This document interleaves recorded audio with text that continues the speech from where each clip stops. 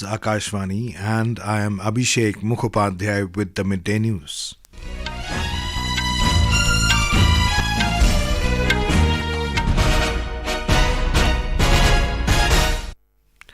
The headlines. President Droupadi Murmu and Prime Minister Narendra Modi expressed deep pain over mimicry of Vice President Jagdeep Dhankhar by opposition MPs in Parliament House complex. Union Health Minister Mansukh Mandaviya reviews respiratory illness and COVID-19 situation at a high-level meeting, assures all help to states and union territories to fight these ailments. Government says over 1,300 railway stations taken up for development under Amrit Bharat Station scheme. Madras High Court convicts Tamil Nadu Higher Education Minister Ponmudi and his wife in a disproportionate assets case. And Colorado's Supreme Court rules that Donald Trump cannot run for US President next year in the state.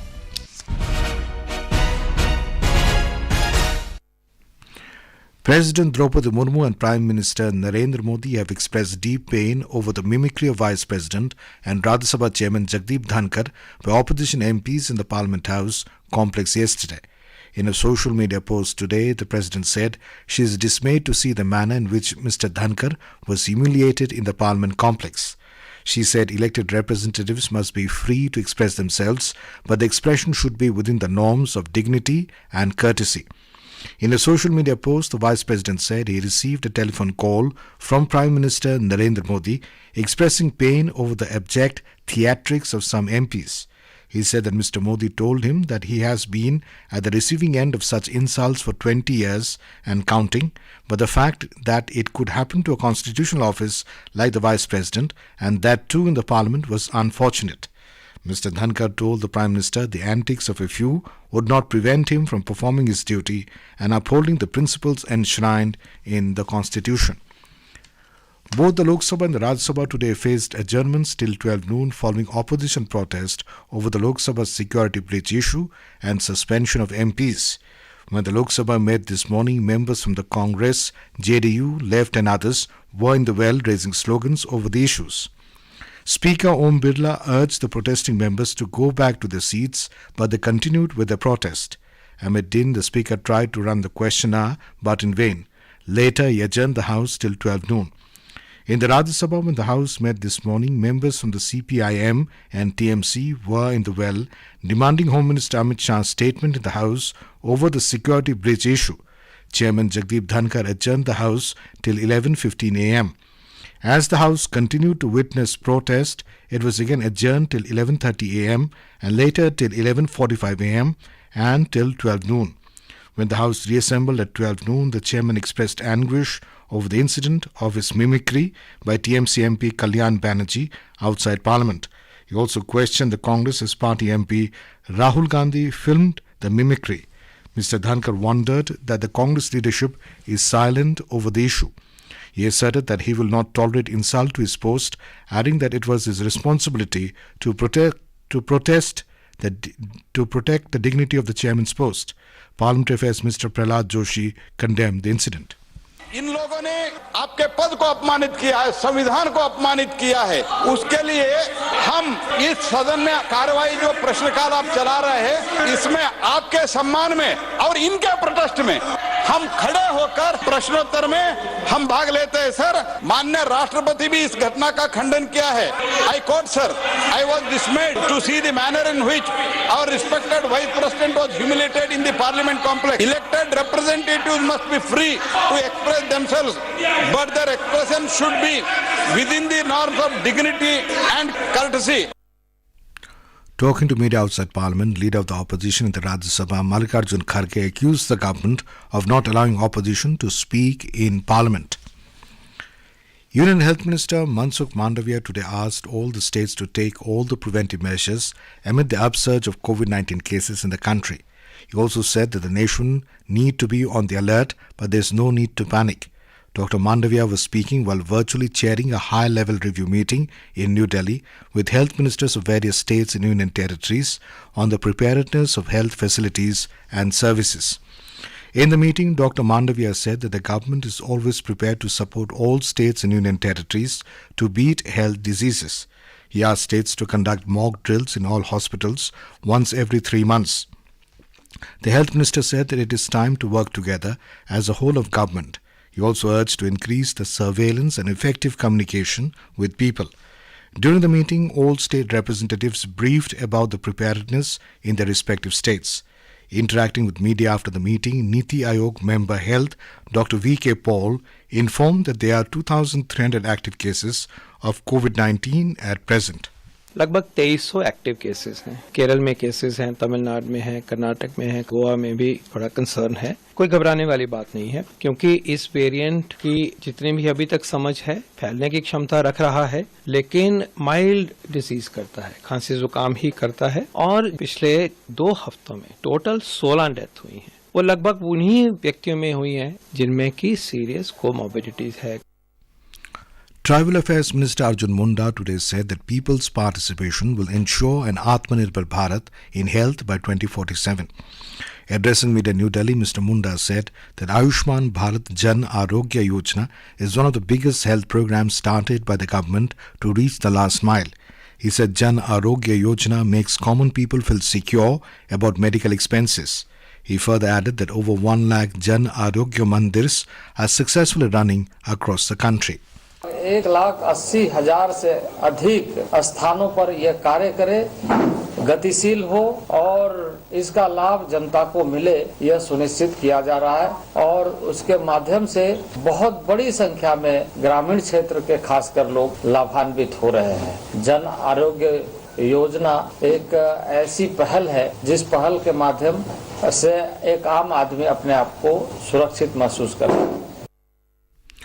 Railways Minister Ashwani Vaishnav today said a total of 1,309 railway stations have been taken up for development under the Amrit Bharat Station scheme. Replying to a question in the Lok Sabha, Mr. Vaishnav said work has been started on more than 560 such selected stations. 1309 Amrit Bharat के stations में से करीब 560 पे बहुत तेजी से काम चल रहा है और हर एक स्टेशन को बहुत डिटेल से देखा जाए कि उसकी डिजाइन कैसी है, किस तरह से वो ट्रैफिक में मास्टर प्लान तैयार हो, शहर के साथ कनेक्टिविटी। तो इसी प्रयास से बाकी के स्टेशंस भी तेजी से काम होगा। The minister further added the NDA government has augmented the laying of new railway tracks in the country and 25,000 kilometers new railway tracks have been commissioned in the past 9.5 years. Mr. Vaishnav said 14-kilometer railway tracks have been laid per day during the regime of the present NDA government. This is Akashvani giving you the news. For quick news updates around the clock, follow us on our Twitter handle at AIR News Alerts. The Madras High Court has convicted Tamil Nadu Higher Education Minister Ponmudi and his wife in a disproportionate assets case. Justice G. Jayachandran passed the order while setting aside the acquittal of Ponmudi and his wife P. Visha Lakshi in the case filed by the Directorate of Vigilance and Anti-Corruption in 2011. The judge directed both Ponmudi and his wife to appear before the court tomorrow to decide the quantum of sentence. Finding them guilty of offences under the Prevention of Corruption Act, Justice Jayachandran said that the special judge had manifestly erred in acquitting the minister and his wife. The senior advocate N.R. Ilango sought the court to grant an oral leave for them to prefer an appeal before the Supreme Court. The judge said that it can be decided tomorrow when they appear before the court. In Tamil Nadu, State Fisheries Minister Anita Krishnan was rescued by the Fire and Rescue Services personnel today.